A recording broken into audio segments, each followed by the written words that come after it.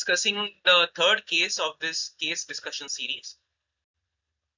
So it's a 7-month-old infant who presented with severe hypotonia and delayed milestones, and an NCCT brain was ordered for the same.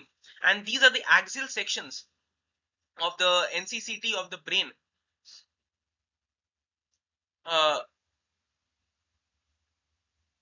We can see there is a marked thickening of the cortex, and there is severe hypodensity in the white matter, and even the gyri are widened and are reduced in number diffusely. And also there is a hypodensity in between the thickened cortices.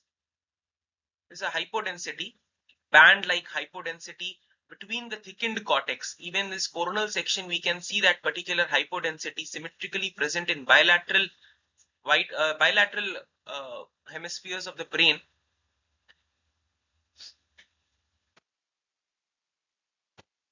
So I only reported this particular case, and this was the report given that there is a diffuse reduction in the number of gyri with widening of all the gyri along with marked thickening of the cortex and bilateral symmetric subcortical band heterotopia in the supratentorial brain parenchyma along with diffuse white matter hypodensity likely due to hypomyelination.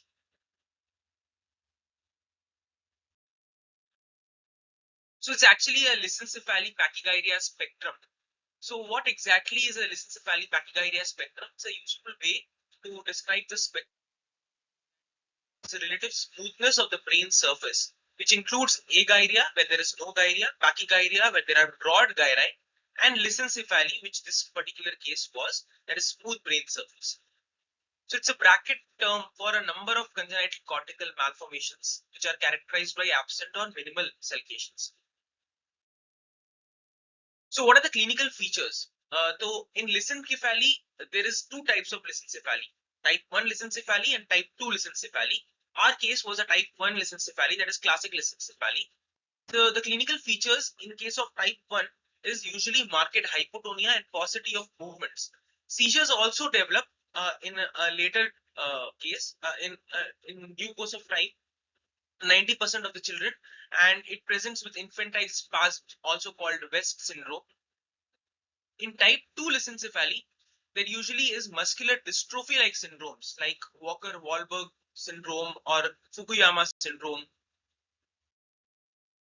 So the imaging in type 1 lissencephaly is of a classic hourglass or figure of 8 appearance with a few poorly formed gyri and a smooth outer surface.